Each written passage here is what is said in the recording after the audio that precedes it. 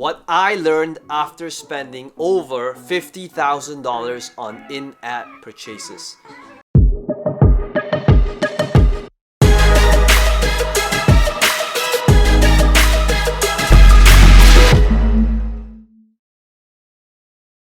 That's right, this video is a tough video for me. In fact, I'm a little bit embarrassed about it, but it's true, I have a confession. Over the last couple of years, I've spent well over $50,000 on in-app purchases on games like Clash of Clans. In fact, this started way before in-app purchases was a thing. I started this entire journey where my first big product was in the gaming space. And back then when in-app purchases was new, on Facebook, games like Farmville, Mafia Wars, I made a lot of money selling digital products in that space, and I had to understand the psychology behind why would people buy these type of in-game currency and spend like a ton of money on pixels.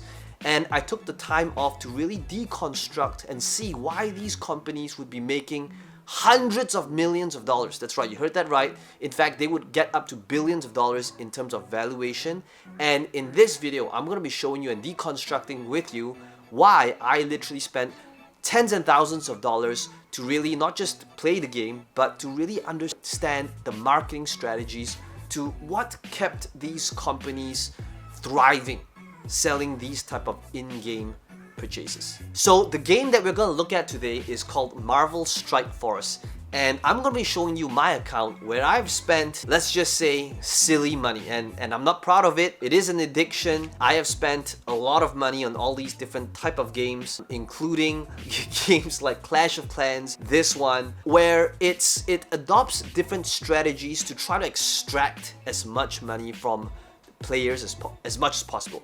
And in this video, if you watch till the end, you'll be able to see why, if you adopt these strategies in your marketing, in your business, in life, you'll be able to upgrade and level up your real life. So with that said, let's begin with number one. Number one is adopting the freemium strategy. Now this account that I'm looking at, I have actually not logged into this account for a really long time. So I quit this game about a year ago. Now, if I were to look at this account right now, this account is no big deal today, but a year ago, this account would have made it easily to the top 1% or probably the top 1% of the 1%. First of all, we need to understand that and take a look at some numbers. Okay, this game, if you look up Marvel Strike Force revenue, you will see that in the first year, they made over $150 million in revenue from this game alone. That's in the first year. Okay, now there are a lot of games, in fact, that has made a whole lot more, but this game, because I was pretty active in it and I spent tens and thousands of dollars on this game, I'm going to walk you through utilizing this game as an example and how you can utilize it in your business, in your marketing as well. So freemium, it's a very common methodology and strategy that companies like this adopt in order to, number one, attract people that want to play for free and not pay a single cent. And number two, for players who's willing to pay if they want to accelerate and get much faster results. Now, games like these have utilized this model for a really long time, and the question you gotta ask yourself is, what is your freemium strategy in your business model? So if you take a look at, for example, in the online world, what is freemium? Freemium would be content just like this, free content on social media, on YouTube, on Facebook, on Instagram, where you're giving value, and people who don't want to buy, they can still consume, still get value, where you can still build a relationship with them. And for the people that don't want to buy, that's cool. But guess what? There's going to be a small percentage of people who do want to give you money to get accelerated results. Same thing for this game here. Right now, this game, if you want to accelerate and get faster results, what can you do? They have offers. And every day they have offers. There's a ton of stuff to buy, and they would be literally giving and bombarding you with these offers, where if you buy these offers, it in one way, shape or form, it kind of accelerates and gets you faster results. This is what gets people hooked. That brings us to number two, daily consumption. Now, over here, one of the things you will see, where you say on the bottom right, where it says daily objectives, okay? Now this is crucial in every type of game that wants to create this addiction, this dependability on the game, okay? This game here, just like a lot of these type of games, what they do is they make it so that if you spend 5, 10, 15, 30 minutes on a game each day, you get a really high ROI in terms of your time spent from this initial daily quests. Okay, so just like this game right now, they have daily objectives and they want you to do these different type of daily things where it's fast, it's simple, and if you do it, you get pretty fast results as well. So for the casual player, it's worthwhile to spend that 5, 10, 30 minutes in the game doing these type of daily objectives, because that's how they keep you logging into the game, because it's worthwhile in terms of time spent versus results. So same thing for your business. Again, I want to turn this into, yes, it's pretty far-fetched, but I want to turn these type of in-game app purchases and link it to how you can utilize these type of marketing strategies into ethical marketing strategies for your business. So ask yourself, how can you create content or have some sort of strategy that keeps your audiences constantly coming back for more? Okay, so for this type of game, they know that if they get you constantly coming back into doing these daily objectives, the odds of you quitting is going to be a whole lot less, because now you're part of their life. Now, in fact, now the game is part of your life. So ask yourself, in your business, can you create a routine, a habit, a thing that makes you, your product, your program, your service, part of their life? So what do? Constant consumption. For us, that's social media. Creating content consistently on Facebook, YouTube, Instagram, so that my content, my products, my email, my messaging becomes part of our audience's routine, consumption. So this could be your podcast, this could be your YouTube video, this could be Facebook. How can you increase consumption for your product, program, or service? Number 3 would be milestones. Okay, so what are milestones? You see, what makes a computer game addictive is that a person can always see what is the next step. They can see, right now I can see that I'm level 74, and I know that naturally the next progression is 75. I don't even know what the maximum level is, but there's always that milestone, there's always that next step. You see, in real life, the problem is many people don't know or is unable to chunk that big goal, that big dream, that big ambition down into a small bite-sized step, so that they know what is the small victory that can be celebrated by next week, by next month. So most of the time, if people want to have this big goal, this big dream, this big ambition, they don't know what needs to happen in between. They don't know how to chunk it down. What makes these type of games so addictive is because there's clarity and there's vision. Now, if you understood this and if you ask yourself, so how can you apply that in your business, in your life? Now, this could be in fitness, this could be business, but you realize that the reason why people are hooked onto these games is because there's achievement. They know what is the next thing that needs to be done. There's clarity in the milestones. So over here, if I were to go to the achievement, I can see that this is the next thing that I need to hit. You see, it's so close. I need to spend 280,000 Blitz credits. I need to reach level 75. I need to spend 320,000 Arena credits. I need to log on for 544 days. You see what they're doing? They're always baiting you on what is the next thing that you can achieve. So ask yourself, if you were to adopt that in real life, in business, in fitness, where it's breaking it down into, like, if you have never done a workout in, I don't know, 10 years, perhaps your next achievement that you could give yourself is, well, to go to the gym, well, not at a time like this, but do a workout from home, 15 minutes, run 3 kilometers, right? Lose 1 pound by next Wednesday. You see, what if you created these type of goals, these type of achievements for yourself to motivate you? You see, what keeps a person hooked onto a game like this is because they know what is the next thing, the next achievement, the next milestone. And if you can do that for yourself, for your business, that's what's going to keep you motivated. Okay, number 4 is actually sets. Making sets in your products so that people want to have them all. Now, this game here does it so brilliantly. If you know me or follow me before this, you'll know that I'm a huge Marvel collector. In fact, you'll see that a lot of my stuff You can't really see it from here, but like right at the top there, I've got a lot of these different Marvel boxes. I collect a lot of these comics, and I'm pretty much a nerd at heart. Okay, so a game like this where you have to collect these Marvel characters, guess what? This game maker knows that chances are if somebody plays this game, they want the big names, right? They want to collect Iron Man, people want to have Thanos, but there's a problem.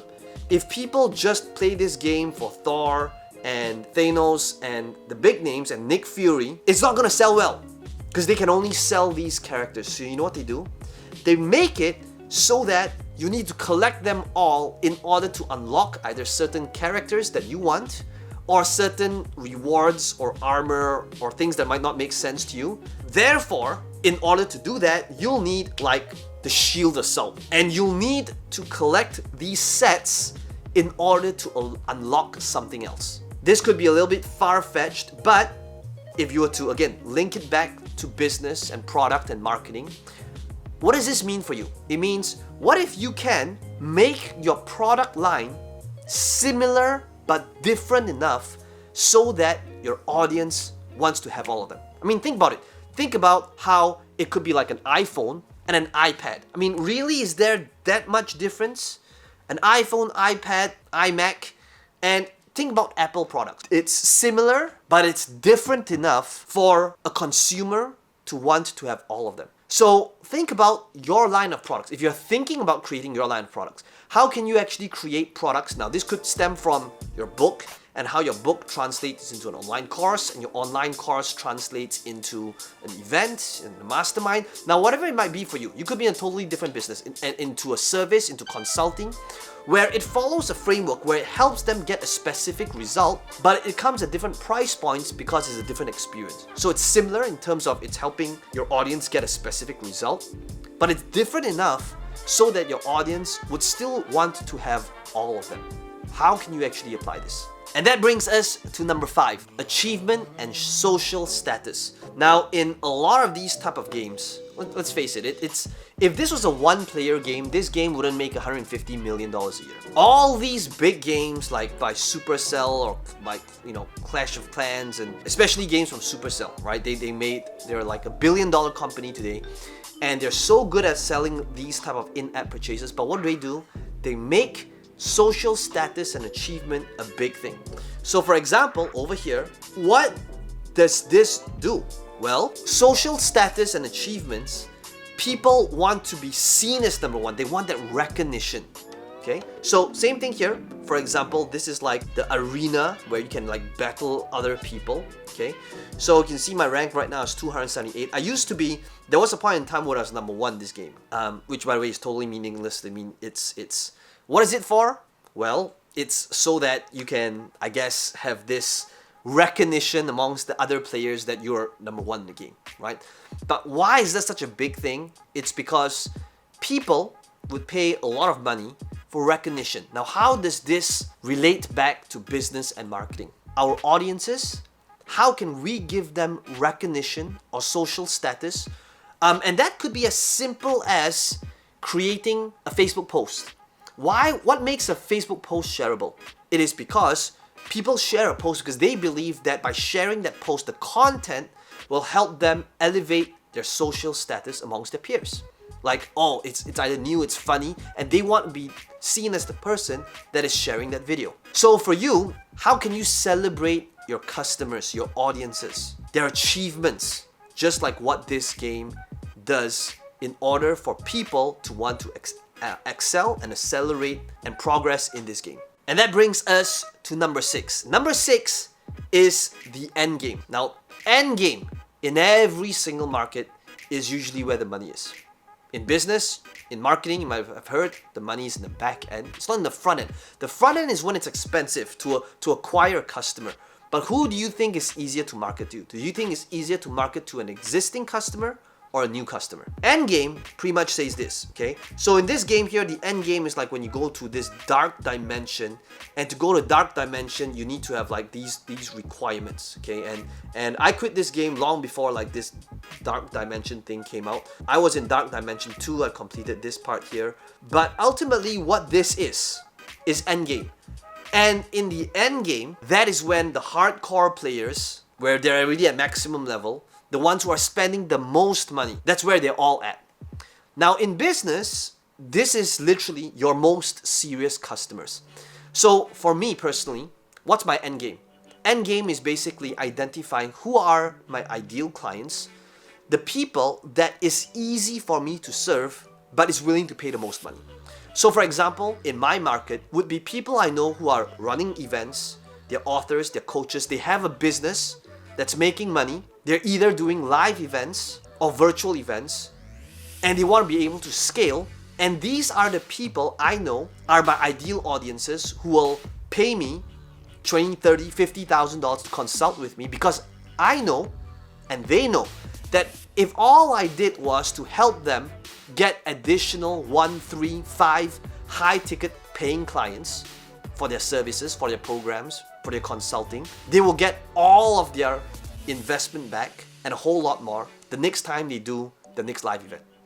So because I know that that is my ideal clients, that's end game for me. You see, the hardest clients for me are the people that has never made $1 online. Why? It is because if they have never made $1 online, I know that I need to get them clarity on who it is they want to serve, the result they want to generate. I had to help them create a product. I have to show them how to pitch. I have to help them get past the fear of judgment, the fear of speaking in front of camera. I have to help them do all of that just so that they can make their first $1. Whereas the end game for my market is these people who have done all of that and now they're looking to scale. And I know that if I can take a look at their pitch, their presentation, and make a few tweaks on their close, on how they present, on their offer, it's way easier for me to help them get a result. So what does this mean for you? How does this relate to you? You gotta ask yourself, who are your end game clients? The clients who have the money, where it's easy for you to fulfill for them so that you don't have a nightmare client. Chances are, if you're in a service-based business, nightmare clients are the people who pay you a little bit of money and they want your life. So this in-game app purchase, the whales, that's a term they use for people who spend like a ton of money. By the way, you might think I spent a lot of money in this game. People in my alliance, they've spent embarrassing amounts, okay, on this game. And some of them, they're spending money that they can't afford, okay? Anyway, that's another topic for another day. But the question you gotta ask yourself is, how can you cater to end game clients, the people who have the money? Because the worst thing you can do is to be selling to broke people. And that brings us to number 7. Number 7 is community. And this is huge. A person can quit the game whenever they feel bored. And these game developers, they know that. And to avoid that from happening, they put you into these alliances, or sometimes known as guilds. And in this game here, you can see that there's these alliance raids. And if you want to unlock like the powerful stuff, the end game stuff, the exclusive stuff, you need to be part of these alliances. And here's the thing though, on days when you don't feel like playing, and if you notice these alliance raids, if you don't participate that day, the entire alliance suffers. That's right. So they do it in a way so that if you don't participate that day, it's not that you don't just get the rewards, everybody else in the entire alliance doesn't get the rewards. So in order to keep you coming back, what they all do is that, because they realize that a person is going to be very likely to drop out, but if they can put you in this group, this community, this tribe, where if you don't participate that day and everybody suffers, guess what? You're gonna keep coming back every single day. And they do that in a lot of these type of games. And you can see here, okay, even though I have not played this game for a while, even though I logged in, they automatically placed me into this alliance. I don't even know what's happening in this alliance right now. As you can see, I just joined the alliance automatically. I didn't join this alliance, but they put me in one, even though I've not logged in a while. And they did that because they know that I haven't played in a while, and the odds of me continuing and being consistent if I was in alliance is going to be way, way higher. So how do you apply this in business and marketing? Environment is actually stronger than willpower. If you can actually use this the ethical way, okay, so sometimes I know this is quite questionable, right? Because if people are enjoying the game and they're spending money they can afford, whatever, right? But I do know that there are people who play this game and they spend like their entire savings on it, which is sad. Okay, but how can you actually apply this? So ask yourself, right? You could be in fitness, you could be in coaching, you could be teaching people real estate, you could be a trader, you could be a social media marketer, whatever it might be.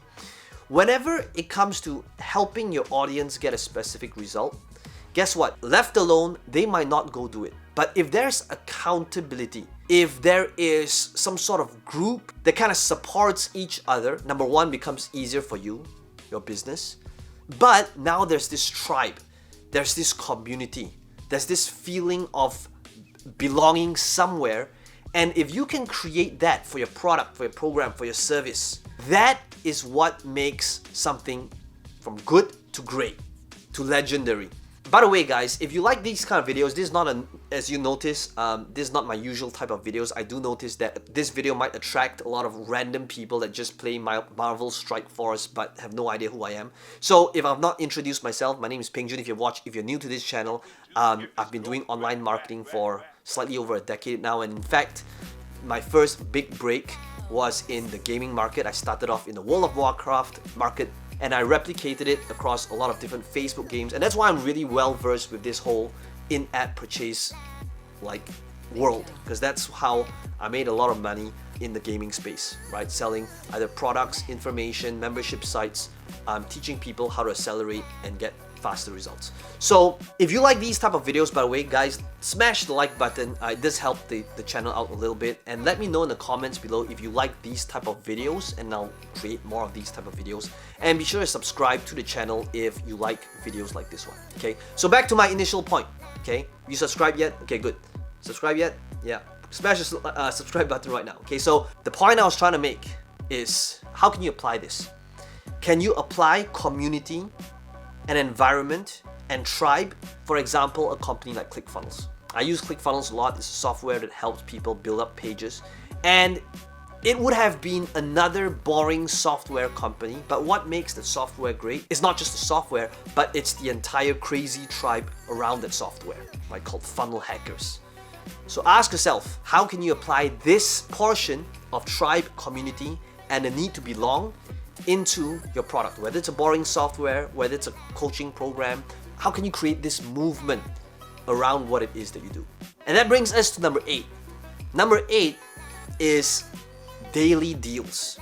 If I were to go to offers over here, you will see that like these deals, they pop up every single day. But you know what was crazy when I was really into this game? I would be on the lookout for these daily deals, not just for a good deal, but for a deal that may not necessarily appear all the time.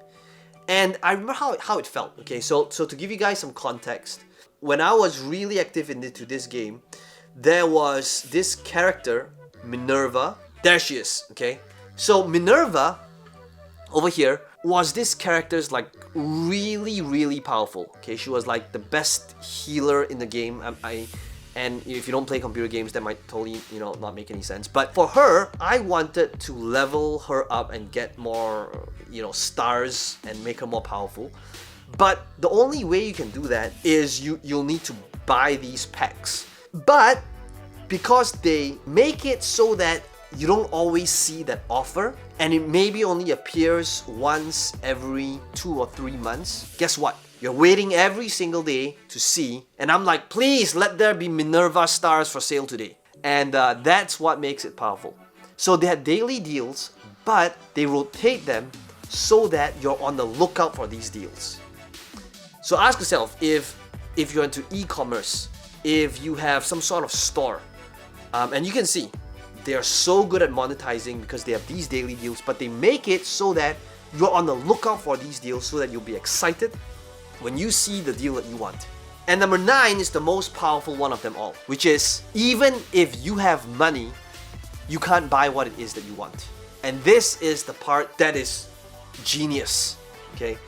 So what does this mean? It means that in this game, there could be a lot of different characters that you might want. But even if you had, even if you wanted to spend $10,000 a day to get that character you want, you can't do that. They make it so that even if you had the money, you can accelerate up to a certain level, but you can't just get everything you want today. And that is what drives a person crazy. I mean, just think about this in marketing and branding. You take a look at the luxury goods market. Hermes, Rolex.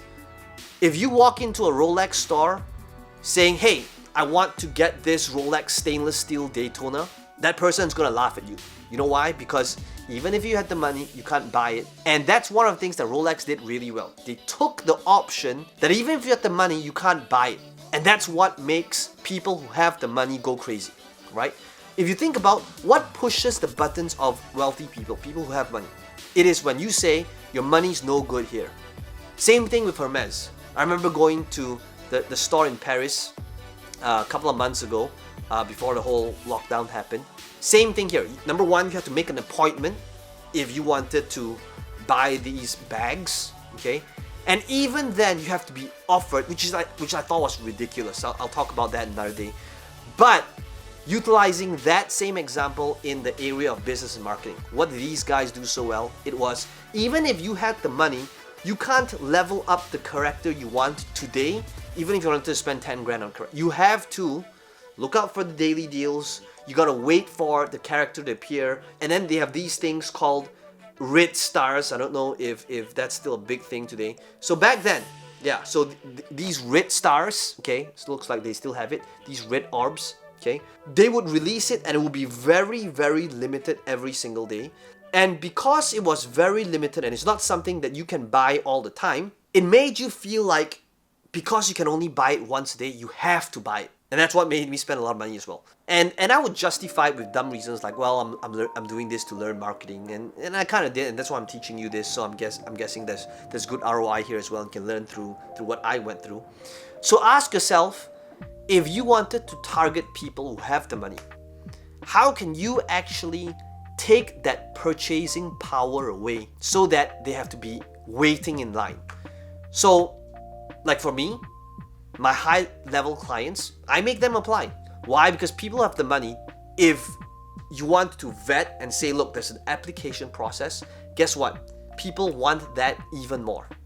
So ask yourself, if you want to attract clients that is your ideal clients, ask yourself, how can you apply these type of angles in your marketing so that you're no longer working with nightmare clients, but your dream clients? Hey, this is Peng Joon here, and I hope you enjoyed this video. Let me know in the comments below what your biggest takeaway is if you enjoyed videos like this one. And as always, be sure to smash the like button and subscribe to this channel for more videos just like this one.